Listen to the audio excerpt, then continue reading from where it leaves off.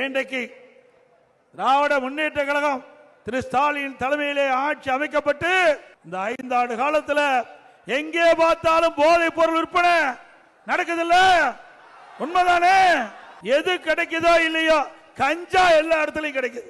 இன்றைக்கு இளைஞர்களை, மாணவர்களை, பொதுமக்களுக்கு போதைக்கு அடிமையாக்கி துரோகி திரு ஸ்டாலின் அவர்கள். நாம் அழகழகாக வளர்த்த நம்முடைய பிள்ளைகளை சீரழித்தவர் இன்றைக்கு நாட்டை ஆண்டு கொண்டிருக்கின்றாரே திரு ஸ்டாலின் அவர்கள். மாநிலத்தில் முதலமைச்சராக திரு ஸ்டாலின் அவர்கள். பல முறை எடுத்து சொன்னேன், அவர்கள் செவிசாய்க்கவில்லை. தமிழகத்தில் போதை நடமாட்டம் அதிகரித்திருக்கின்றது. போதை நடமாட்டத்தை கட்டுப்படுத்துங்கள், இல்லாவிட்டால் தமிழகம் சீரழிந்து விடும். பல முறை எச்சரிக்கை விட்டோம், அதை பற்றி கவலைப்படல.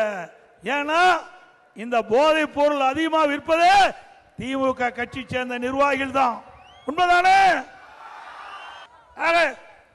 மாணவர்களை, இளைஞர்களை, பொதுமக்களை சீரழித்த துரோகி திரு ஸ்டாலின் அவர்கள், உண்மைதானே?